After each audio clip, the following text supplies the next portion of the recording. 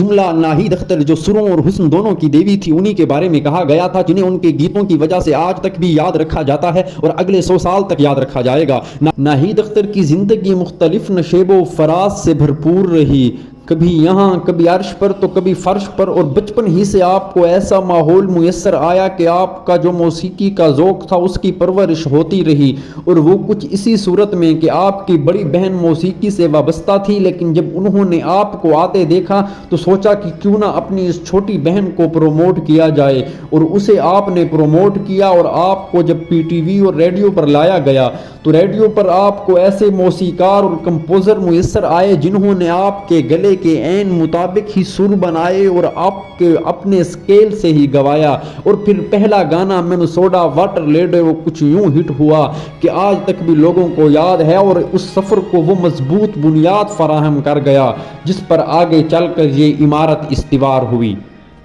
लेकिन दोस्तों, मौसीकी की दुनिया में कामयाबियों के साथ साथ नाहिद अख्तर की ज़ाती ज़िंदगी भी मुख्तलिफ नशेबो फराज और ऊंच नीच से भरपूर रही, क्योंकि आप उसी वक्त भी ये खूबसूरत हीरोइन थीं और बहुत ही शानदार नज़र आने के साथ साथ प्यारी लगती थीं। तो हर जो दिल होता था वो साहिबे दिल उसे अपने पास खींच लेता था, और नाहिद अख्तर हर एक को भाती थी। लेकिन बहुत कम ऐसे लोग थे जो नाहिद अख्तर को भी भाते। तो उन्हीं में से एक नाम सैयद यूसुफ रज़ा गिलानी का भी था, जो पाकिस्तान पीपल्स पार्टी के रुकन थे और फिर बाद में जाकर वज़ीर आज़म पाकिस्तान और सेनेट के चेयरमैन बने। वो नाहिद अख्तर की मोहब्बत में गिरफ्तार थे और नाहिद अख्तर भी उन्हीं के मोहब्बत में गिरफ्तार थी। ये मोहब्बत शुरू कुछ ऐसे हुई कि वो उस वक्त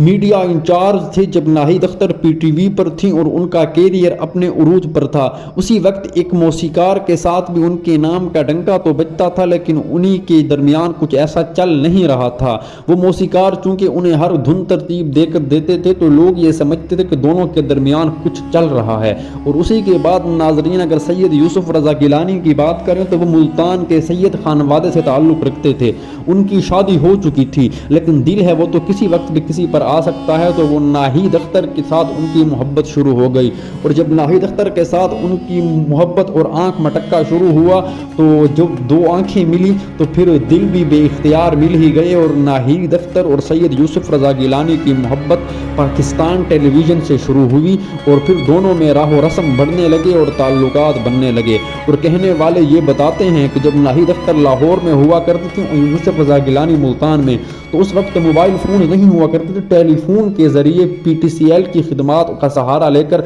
नाहिद अख्तर से रब्ता किया जाता, और जब नाहिद अख्तर से रब्ता किया जाता तो जो लोग होते, ऑपरेटर होते, उन्हीं से कहा जाता कि आप साइट पर हो जाएं, आप ये गुफ्तगू ना सुने और आप साइट पर हो जाएं। तो यानी कि ये मोहब्बत इतनी गहरी और शानदार थी। लेकिन नाजरीन, उसी के बाद जो जो वक्त बढ़ता गया तरजीहात बदलती गईं, लेकिन ये मोहब्बत कायम रही। और फिर मोहब्बत में एक अहम मोड़ तब आया जब नाहिद अख्तर ने यूसुफ रज़ा गिलानी से कहा कि अब मैं शादी करना चाहती हूँ, और आप अगर आप मुझसे शादी करना चाहते हैं तो मेरा रिश्ता एक मशरक़ी तरीके से मेरे घर भिजवाएँ, ताकि हम जो ज़िंदगी का ये सफ़र है ये जारी कर सकें, क्योंकि मैं अब सब कुछ से उकता चुकी हूँ। तो सैयद यूसुफ रज़ा गिलानी की चूँकि एक पहली बीवी थी और उनकी पहली बीवी भी खासी असर और रसूख रखने वाली थी, तो उन्होंने नाहिद अख्तर के सामने ही इस बात को बुरा मनाया और यूसुफ रज़ा गिलानी से कहा कि अगर आप नाहिद अख्तर से शादी करते हैं तो फिर मुझे आपको छोड़ना पड़ेगा। और उसी के बाद नाज़रीन, जो कि मशरक़ी रिवायात में होता है, पहली बीवी की मर्ज़ी के आगे हार मान कर सैयद यूसुफ रज़ा गिलानी साहब ने शादी से इनकार कर दिया। और शादी से इनकार करने के बाद नाहिद अख्तर का भी थोड़े अरसे के लिए दिल टूटा, लेकिन दिल है, टूट भी जाए तो इसे जोड़ना पड़ता है। और दोबारा जब नाहिद अख्तर की ज़िंदगी में एक अहम मोड़ तब आया, और फिर दोबारा नाहिद अख्तर की ज़िंदगी में एक अहम मोड़ तब आया जब सैयद आसिफ अली पोटा साहब से आपकी शादी हुई। और आसिफ अली पोटा साहब एक सहाफ़ी और डायरेक्टर थे और मुख्तलिफ ड्रामों के लिए स्क्रिप्ट राइटिंग का काम देते थे। तो वो भी PTV से ही आपके साथ राह रस्म और ताल्लुकात में आए थे, और जब दोनों की बाहमी ताल्लुकात इस्तिवार हुए और दोनों की फिर शादी भी हो गई।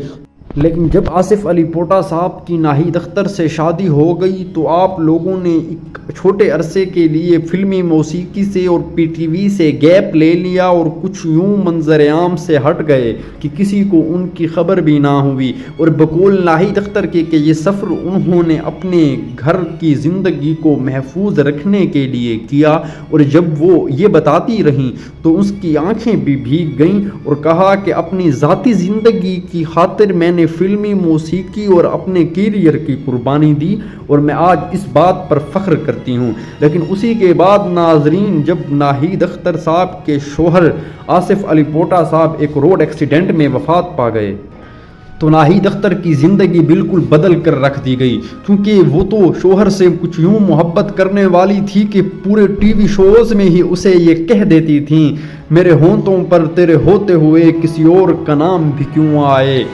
جس روز ہو تیری چاہت میں کمی اس روز قیامت آ جائے۔ تو یہ وہ اس قدر محبت کرتی تھیں، اور پھر جب یہ سفر ختم ہوا تو یہ سفر بڑا مشکل تھا، اور اسی کے بعد ناہید اختر جو تھوڑے عرصے کے لیے موسیقی میں آ چکی تھیں دوبارہ سے کچھ یوں منظر عام سے غائب ہوئیں کہ کچھ بھی پتہ نہ چلا اور کچھ بھی لوگوں کو سمجھ نہ آ سکا کہ ناہید اختر کہاں گئیں، کہاں ہیں اور کیسے ہوتی ہیں۔ لیکن وہ جو اس کے گیت تھے آج بھی لوگوں کے